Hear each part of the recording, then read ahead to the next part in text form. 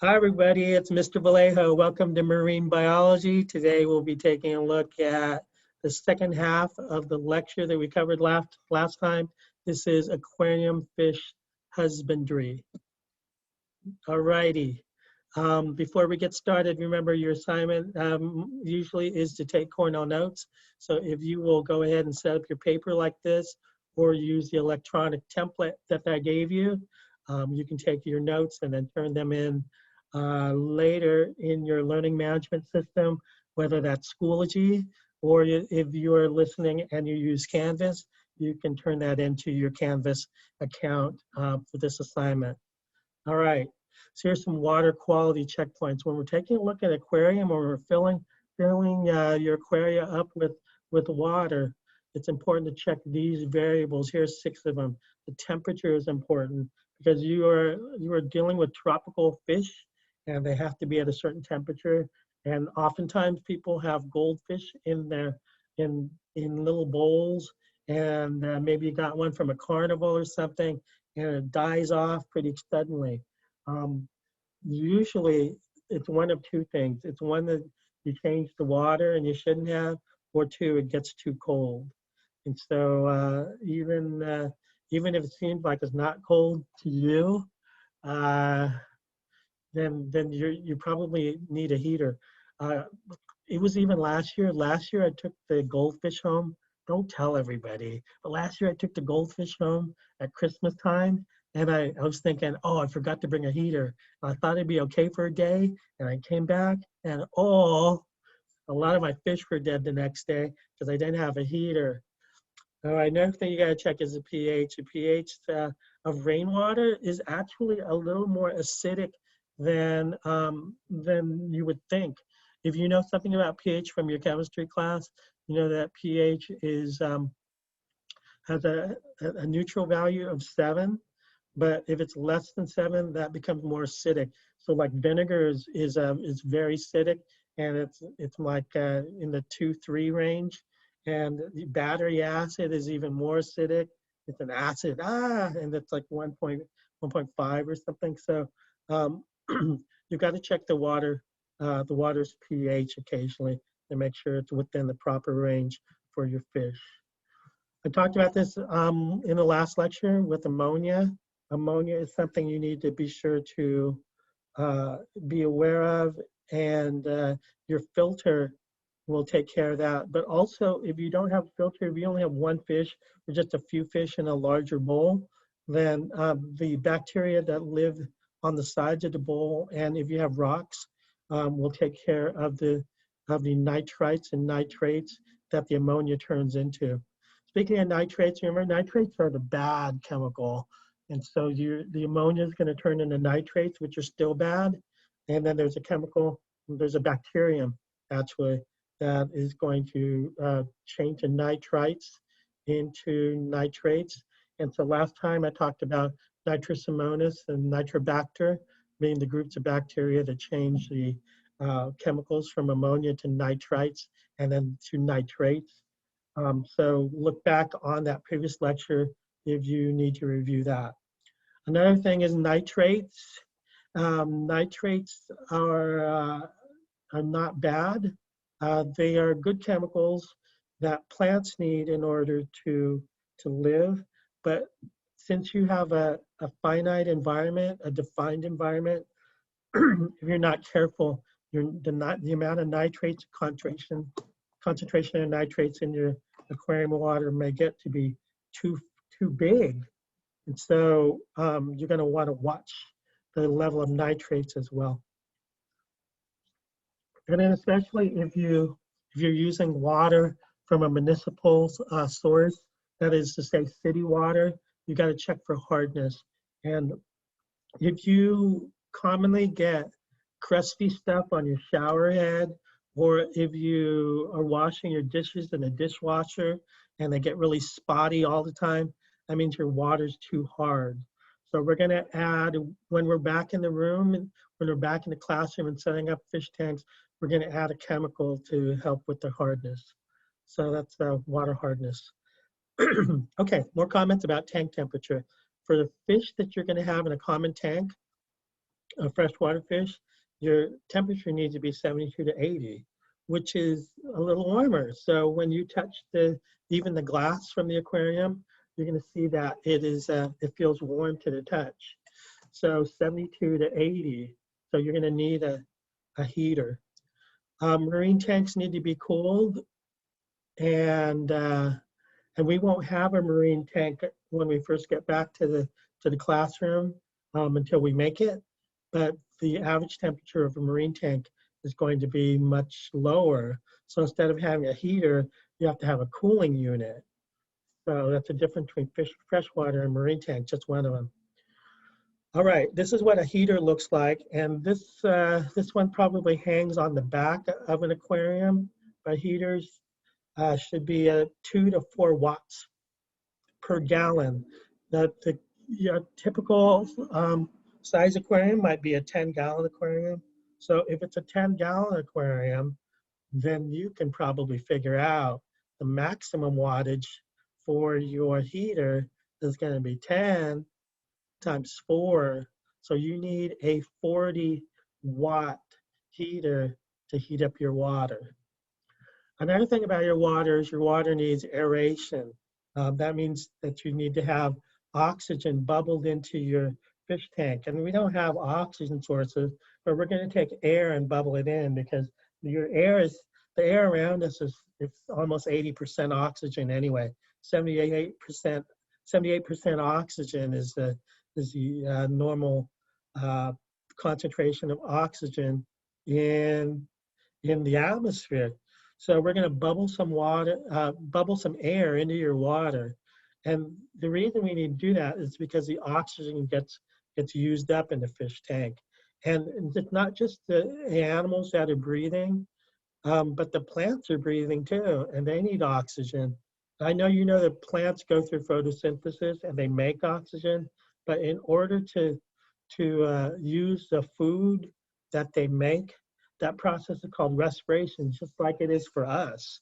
So when we have food, we need to use it, and when we use up the food, that requires oxygen. So if you have a lot of plants, you're going to reduce the amount of oxygen. If you feed them too much, if you feed your fish too much, you're going to have a reduction of oxygen. If you have too many fish, that's going to require you to need more oxygen, because you're going to lose more oxygen more quickly. And then high temperature, you learned in chemistry that if you have higher temperatures, the solubility of a chemical at higher temperatures is going to be reduced. In this case, the amount of oxygen in the water is reduced when you have a higher temperature water. So you need a higher temperature water because that's where what your fish survive in. But that's going to require you to have some oxygen bubbled in, or in our case, some just normal air bubbled in. So how do you increase the air? Well, what you got to do is you got to have an air pump, like in the picture. But also, what you got to do is have that air pump, and then this is attached to a under gravel filter right there. Also, the air that's going to be bubbled in, it's going to, if you take a look at the picture right here, the air is going to go all the way down this tube. This is called an air stone. We'll get that in the next lecture. But what's going to happen is you're going to have that air go down the tube, and you're also, the water is going to come up with the air that's going up there. And what happens is that air is going to go and take a left turn at this elbow and go past these little black rocks, go on the surface. Shit, sorry I'm late. God damn, he kind of bad though, bro. What's your number, bro? I'll make you fucking choke on my oxygen. Hang on a second. Thank you very much. All right, so then what you have is shit though, for real though. What's your number, bro? I'm trying to get a contact. You kind of bad looking though. You kind of pretty. Hey, Not gonna lie, man. Leo, can you turn your mic off? Leo, can you turn your mic off, please? Don't tell me to Thank you. shut up, dude. You're fucking. You have a supreme fucking profile picture. What the fuck is Uh, wrong with you? hang on just a second. Hey, All bro. right, bye-bye. Okay, so sorry about that, you guys. Let's go back to our presentation. And there we go. So after making sure you have enough oxygen, you want to have the lighting in a fish tank is something that in our room, you actually won't have to worry about that because there's two of them that are close to the window. So they're gonna get plenty of light. They're actually gonna get too much light. But the other ones will be on the side of the room and they will actually need some light. So while we're in the room, we're gonna turn the light on. Um, you don't wanna leave the light on all the time because you want to try to mimic what happens in the environment. So that is like, just simply put 12 hours of light and 12 hours of darkness. So while we're in class, we'll just turn the lamp on while we're there and then we'll shut them down before we leave for the day. The light is necessary because you need to have plants. Plants need the light to go through photosynthesis. But the problem is if you have too much light, it heats up the aquarium. It's not a big deal for a big aquarium, but it's for a small aquarium, it could heat it up pretty easily. So that's not the light that we typically have as an electric light, but if it's by the window, you might have that problem. Says here it needs light, or you need light of sufficient intensity to penetrate deeper water, especially if you have a marine tank. That's going to be an issue, but for us, it's not going to be a problem because you have the glass walls and the light will be able, every plant at the aquarium will have enough light. All right, so let's go on to tank design. And here are some factors here about tank design when you're trying to figure out what kind of aquarium you want to set up. So right here it says glass or acrylic. Ours are going to be glass and 10 gallons. But if you have a 10-gallon tank and the weight of water is 7 pounds per gallon, how much would your tank weigh? And if you haven't figured it out yet, you multiply these two together and you get 70 pounds. So you want to figure out where to put the tank before you add the water, because you don't want to be carrying 70 pounds of fish tank around. Also, the glass walls are only held up by a thin bead of glue called the acrylic, and that caulking is made of silicone, and it's a pretty strong glue, but it is not unheard of that the tank will start leaking if you start to move it around. Another thing is you have a hood that covers the water surface. That's because some of the fish will actually start to jump out after a while. And so you want to make sure that you have a hood or a cover. And if you're not putting it on the counter, you need a stand that's strong enough to hold 70 pounds of water plus your fish tank. So that's a tank design. Again, with the location, remember put it somewhere away from the sunlight. And so it says here should avoid temperature extreme and direct sunlight. I've had fish tanks next to the window before, and it's always been a problem with them growing too much of the green stuff on the surface of the glass. So the algae come up, and then you have to do something with the algae, like scrub it pretty readily, or get a snail that will eat the algae. And you can avoid that by not putting it right by a window. Some comments about stocking density. I think I mentioned before that what you do is you have on the average 1 inch of fish per gallon of water. But the problem when you have too many fish, is that it increases the oxygen consumption and there are too many of them producing too much waste. So your filters get overloaded and have to work very quickly. And the bacteria might not be able to handle all the increased waste because of the large number of fish. If any one of your fish get a disease, like for example, there's a fish disease called ick, well, then all your fish will get it and they'll start getting spots. What you have to do is if you have a fish that you notice has ick, then you would take it out of that tank and put it in a smaller bowl to isolate it, and give it some chemicals, and treat it so it doesn't spread that ick to the other fish. You take a look, this is a cichlid right here, and it's those little white, it's not the red thing, that's naturally but all those white spots on that fish, that's called ick. So, remember that the rule of thumb is 1 inch of fish per gallon. I find that's a little, I mean, that's a safe thing. You can, if you're careful, you can add a few more fish and get to a certain level, but to be safe, 1 inch of fish per gallon is what we usually tell you guys. Okay, so if you take a look at this photo, that is too many fish in that tank. I've seen it like that at my local aquarium store, but they have a really good filtration system. So they're able to put more fish in. And your filtration system will be pretty good also. All right, when you have too many fish, here's some things that happen.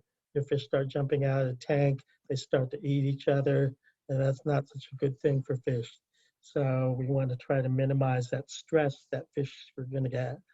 Sometimes they'll also lose the mucus slimy coating on their outsides, and so then they're more susceptible to get diseases like ick. This slide tells you about surface area in your tank. You actually have to have the interface between your water and the air and the atmosphere has to be at a certain level. So you take a look at it for your different tanks, you only need 25 centimeters that are 75 centimeter area. But if you have a marine tank, it needs to be a much wider area. That's why marine tanks are more flat and wide, because you need more of a you need more surface area where the oxygen and the water will interact with each other, so that more oxygen can dissolve into the water. So that's surface area. Know these numbers though, and these numbers are going to be important when you do your Quizlet set and you start studying for the tests coming up. Your fish also need to be compatible. And so when they're compatible, it means they're from the same environment and they won't eat each other. Typically with fish, if they're about the same size and you put in, if they're about the same size, they won't eat each other. And if they eat the same foods, then that's good. Some fish will eat from the bottom. Some fish will eat floating food. So hopefully you put some fish together that have the same dietary requirements. And if you put in fish that have different behaviors, sometimes that's stressful for other fish. There's some fish like zebra danios, which are fish that swim around a lot, and other fish that kind of float there most of the day. If you have some tiger barbs, or even worse, tiger barbs will dart all over the place.